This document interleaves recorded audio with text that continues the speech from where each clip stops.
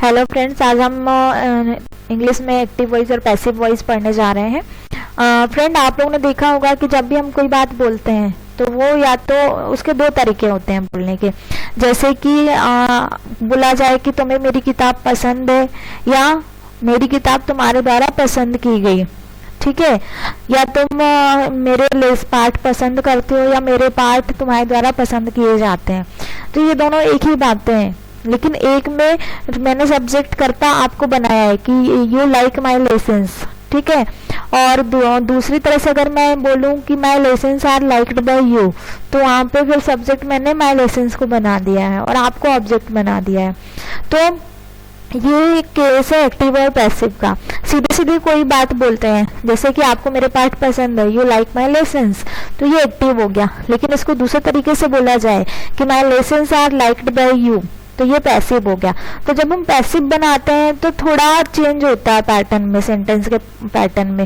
जो नॉर्मल हम टेंस के अकॉर्डिंग बनाते हैं सेंटेंस, उससे थोड़े अलग हो जाते हैं। जैसे कि माई लेसन्स आर, फिर लाइक्ड, तो आर के साथ ये वर्ब की थर्ड फॉर्म आ गई है, तो ये टेंस के रूल से थोड़ा अपोजिट है, ठीक है। लाइक्ड बाय यू, ठीक है, तो बाय का यूज हो गया। तो इस तरह से पैसिव पहचानने के कुछ तरीके हैं। तो हम कैसे पहचानेंगे कोई भी सेंटेंस एक्टिव में या पैसिव में? तो एक्टिव में तो आप सब पहचान लेंगे, बट पैसिव को पहचानने के लिए कुछ पॉइंट ध्यान में रखिए कि एक्टिव वॉइस में always use third form in passive voice, ठीक है।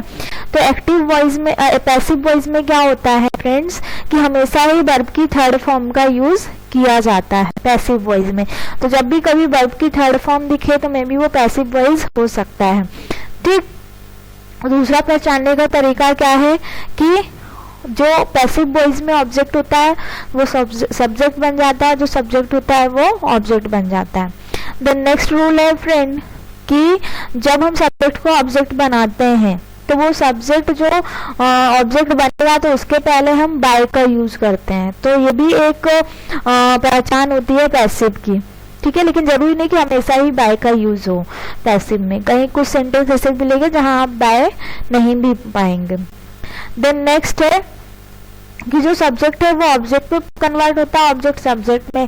तो वो कन्वर्जन किस तरीके से होंगे ये आपको ध्यान रखना है। लाइक ही है तो उसका ऑब्जेक्ट हिम हो जाएगा, सी सब्जेक्ट में है तो उसका ऑब्जेक्ट हर होता है, दे सब्जेक्ट है तो ऑब्जेक्ट के फॉर्म में देम हो जाएगा, आई है तो आई का ऑब्जेक्ट मी होता है, वी है तो उसका ऑब्जेक्ट अस होता है, यू है तो उसका ऑब्जेक्ट यू होता है।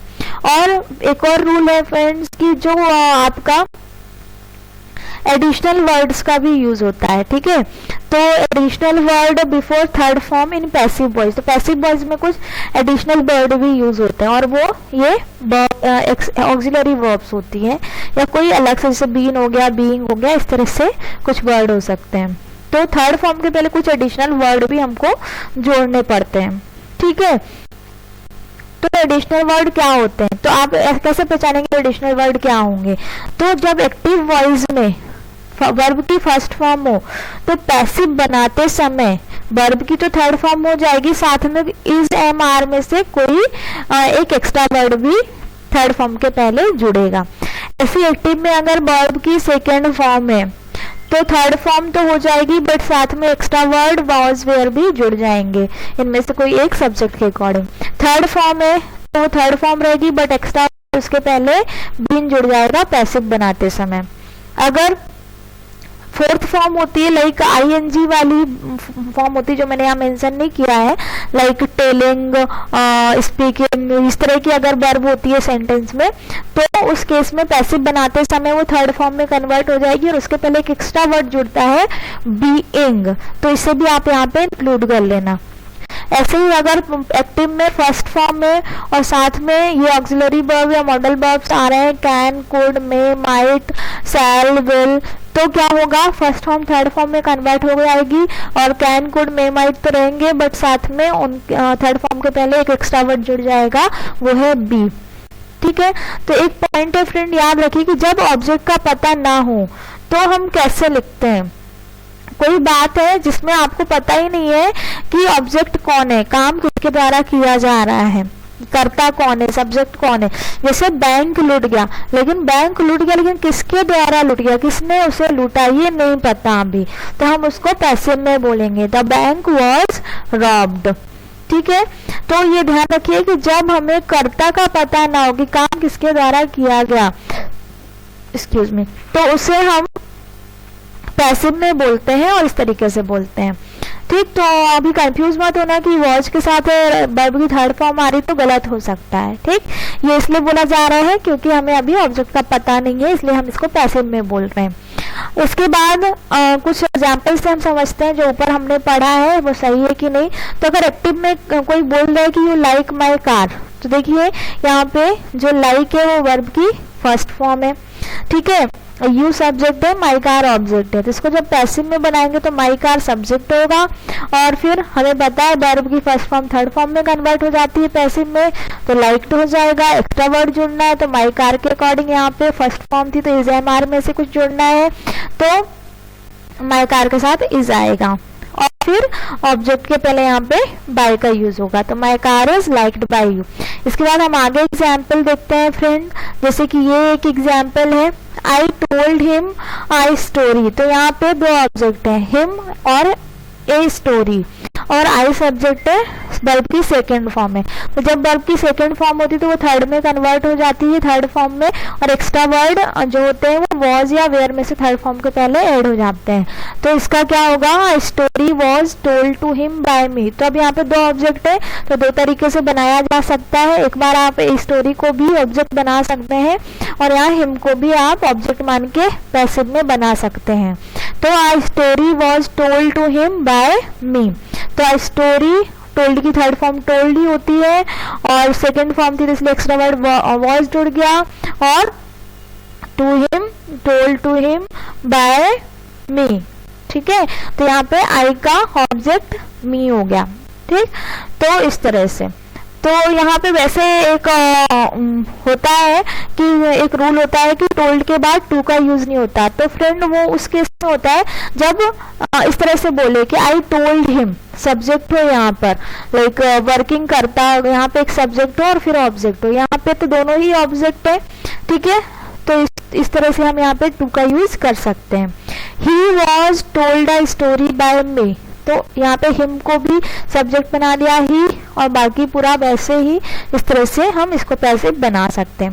देन नेक्स्ट देखिए, he has folded the chair, तो ऑब्जेक्ट के इसका अब इसमें देखिए थर्ड फॉर्म है तो एक्स्ट्रा वर्ड क्या जुड़ेगा, बीन जुड़ेगा और थर्ड फॉर्म का थर्ड फॉर्म ही रहेगा, और द चेयर सब्जेक्ट बन गई तो the chair has been folded by he का ऑब्जेक्ट हिम हो गया।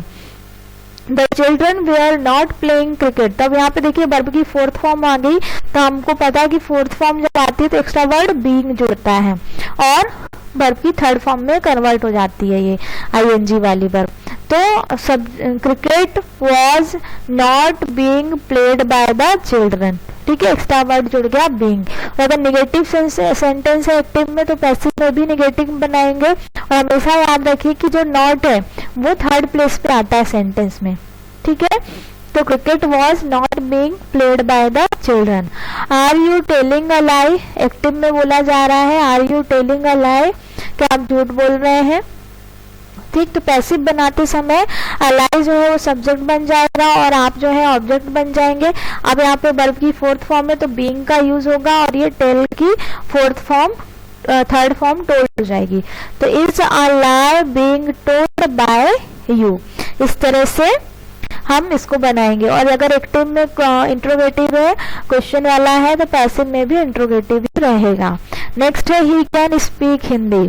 ठीक है, तो यहाँ पर देखिए मॉडल वर्ब आई है, वर्ब की फर्स्ट फॉर्म आई है, तो हमने क्या रूल पढ़ा था कि अगर वर्ब की फर्स्ट फॉर्म और मॉडल वर्ब्स हो तो हम बी एक्स्ट्रा वर्ड यूज करते हैं और वर्ब की थर्ड फॉर्म हो जाती है।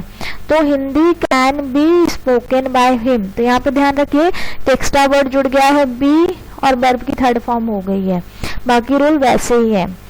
कुछ सेंटेंस ऐसे भी होते हैं फ्रेंड, जैसे कि ऑर्डर दिया जा रहा है, रिक्वेस्ट की जा रही है, उससे हमको पता चलता है सेंटेंस से, भले ही ऑक्सिलरी वर्ब कोई हो या ना हो।